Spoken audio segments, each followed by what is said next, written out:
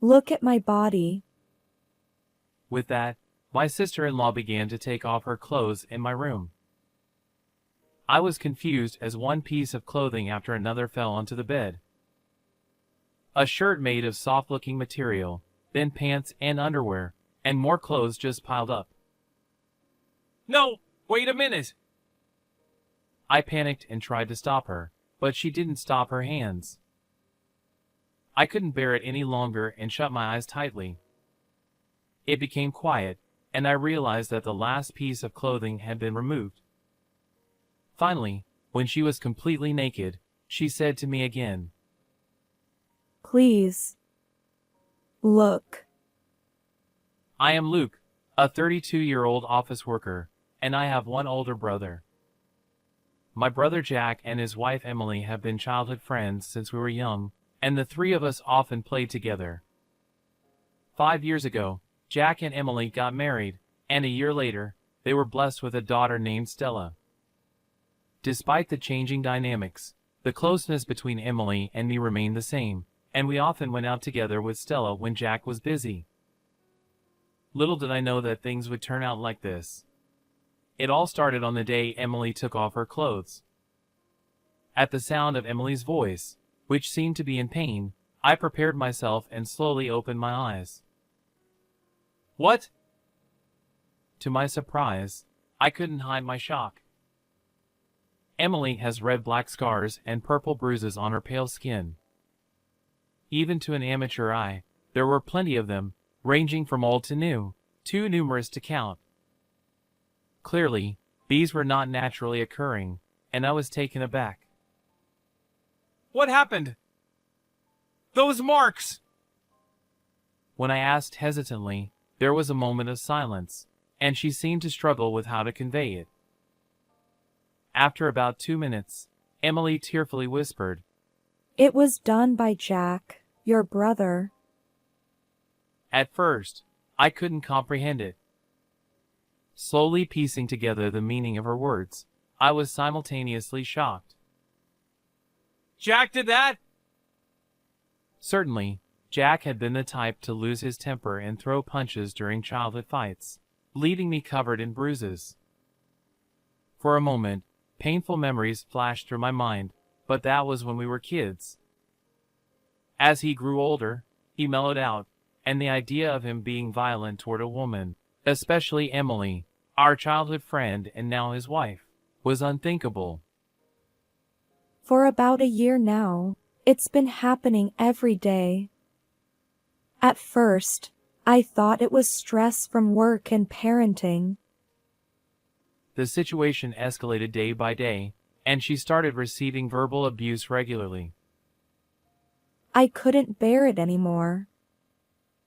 Emily continued. Today, that person forcibly kicked me out. I couldn't bring my daughter with me. With no other family, it's just you, Luke. Emily lost her parents early on and was raised by her grandparents. However, recently, her grandparents passed away, leaving only me and Jack as her family. That's why I couldn't believe Jack would do such a thing to Emily, who had been like a true family member since childhood. It's hard to suddenly say something like this, but I have no one else to rely on. I was shocked and couldn't find words. Although he usually helped with household chores and parenting, there was a sudden switch in his behavior. Having experienced similar harm from Jack during my own childhood, I found Emily's words credible. I covered her trembling shoulders with a blanket. I've endured it because I didn't want to take my daughter's father away, but I've reached my limit. She said tearfully. Why is he doing this to Emily, who sacrificed herself to protect her child? Yet, at the same time, I felt pathetic for not knowing anything for a whole year. I went through something similar as a child, too. I believe you, Emily. I'm sorry I didn't notice sooner. Luke isn't at fault. I'm also to blame for hiding it. Emily, with tears in her eyes, looked truly distressed. I'll find a way to save Emily. And I can't let Jack continue like this. Feeling strongly in my heart, I shared a plan. Emily, it might be tough, but will you give it your best? Emily looked directly into my eyes and nodded quietly. However, conflicting feelings about trusting Jack still swirled within me. 2 weeks later, Jack suddenly visited my house. When I saw Jack's face, I remembered Emily, and anger threatened to overwhelm me, but we were still in the middle of that plan. I deliberately feigned calmness. Jack threw his legs onto the table and sat down. Hey! Jack had been silent since arriving home, and now he began speaking in an irritable tone. Emily came to your place 2 weeks ago, right? What were you doing? I couldn't hide my surprise. Emily had later told me she hadn't revealed her whereabouts that night, so how did he know she was here? Look at this! On Jack's smartphone screen, there was a red dot displayed on what seemed like a map. It was the kind you often see in movies. It's GPS. I put it on Emily because I love her. And yet, her affair partner turns out to be my own brother. Apparently, I was suspected of being Emily's affair partner. Jack expressed love for Emily, but it seemed more like possessiveness. Concealing my agitation and anger, I denied it. No, it's not like that. That day, I was discussing Stella's situation. Ouch! Suddenly, a dull sound echoed, and the taste of blood filled my mouth. A few seconds later, I realized I'd been punched. Don't play dumb. Emily's erased all the emails between you two. Clearly, it's an affair. Deleting the email history was something I asked Emily to do. We couldn't risk Jack discovering our plan. And judging by his behavior, it seemed to be working. Listen, if you make any suspicious moves again or tell anyone about today, it won't end well. Jack said this, kicked the trash can in the room, and left the house. My cheek throbbed from the blow. Jack, now an adult, packed a punch far beyond what he did during our childhood. I trembled with anger, wondering how Emily endured this. That night, Emily called me. Jack was apparently out, and she timed her call carefully. Jack gleefully talked about hitting you. I didn't know I was being tracked with GPS. I'm sorry. She apologized. It's okay. Besides, we still have our plan, right? After a brief silence, Emily murmured. Thank you. Then she continued. There's something I need to tell you. Stella has been unusually afraid of dark places lately, so I asked her about it. It seems Jack has been locking Stella in the closet. Stella? Yes. When I asked Stella, she said she was too scared to tell me about Dad. I was stunned. Jack seemed to target the times when Emily was away, and it's no wonder she hadn't noticed. Not only his wife, but also their 4-year-old daughter endured such cruelty. I must never forgive Jack. That decision echoed in my heart. That's not all. He took away the savings I'd accumulated even before we got married, claiming it was punishment for my affair with you. That's... He even forced me to reveal my account PIN. Probably used that money for... Understood. Let's settle this soon. Is our plan working as expected? Yes. Then let's execute it soon. With those words, we hung up. The time for revenge against Jack had finally come. 2 days later, I called Jack to my house, saying I had something to discuss. Jack, being lazy, was reluctant at first, but when I mentioned it was about Emily, he reluctantly agreed. The plan was to have Emily and Stella evacuate to a safe place after Jack left the house and join the conversation via speakerphone. What's this about? Finally ready to confess your affair with Emily? Jack still thought I was having an affair with Emily and seemed pleased to finally corner me. Despite having repeatedly hit her and going out to have fun himself, he had the nerve to say that. I called you here to talk, Jack. Emily will join us over the phone. First, I want you to see this. I took out a small black device from the desk. It was the same one I had given to Emily the other day. A camera? Yes, a hidden camera. I had it hidden in your house. Jack's face showed a mix of anger, confusion, and panic.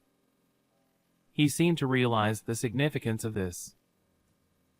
You understand, right? This camera has recorded you hitting Emily and Stella. I'll just destroy it. It's useless. The data is saved on a certain computer.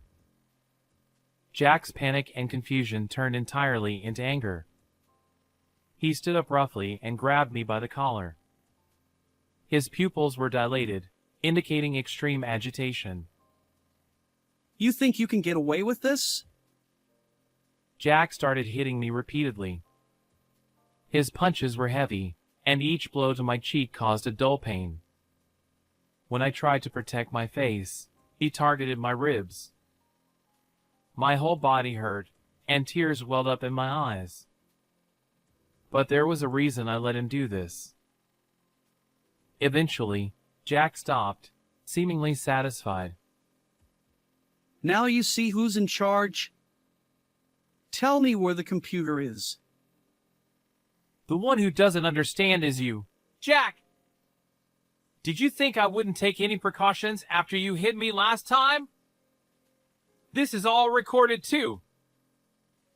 Yes, I had also set up hidden cameras in my own house.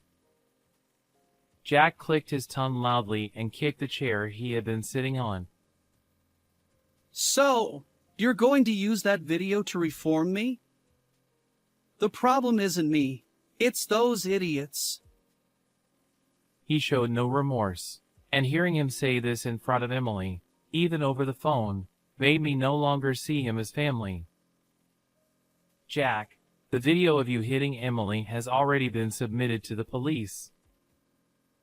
I said calmly, wiping the blood from my cheek.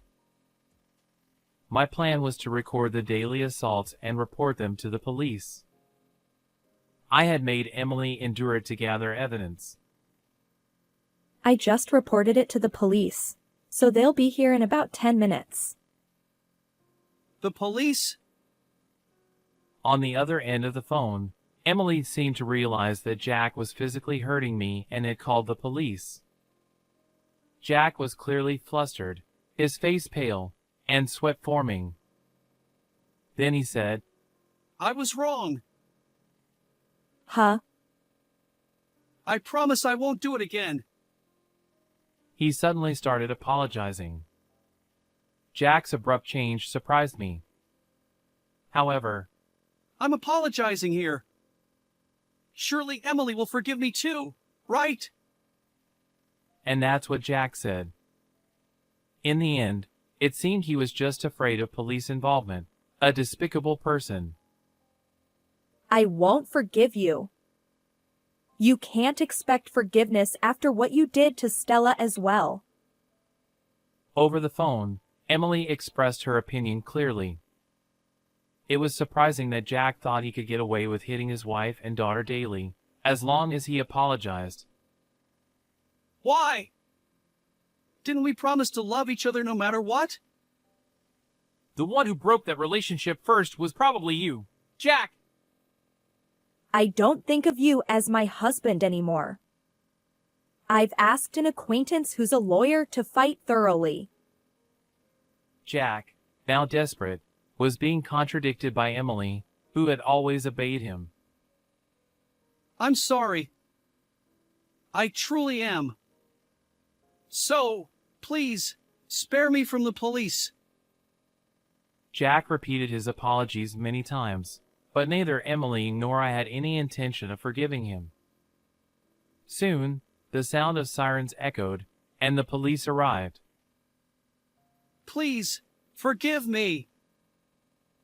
Finally, Jack started crying loudly, desperately clinging to me with a tear-streaked face. I pushed his hand away, and Jack was taken away by the police, closing the curtain on our revenge drama. A year later, Jack faced charges of assault and intimidation based on the evidence we submitted. But even in prison, he caused trouble repeatedly, and his sentence kept getting longer. In addition, he was ordered to pay compensation to Emily and child support for Stella, accumulating significant debt. Jack was estranged from his parents, with no allies left. Emily found a good person who loved her, knowing everything, at her workplace. They promised to marry. This person also had a good relationship with Stella, treating her like a real daughter. Stella gradually recovered from her trauma, and next year, she'll be in elementary school. I'm looking forward to seeing Stella as an elementary school student. How did you like this story? Don't forget to subscribe to the channel. Well then, let's see you in the next video.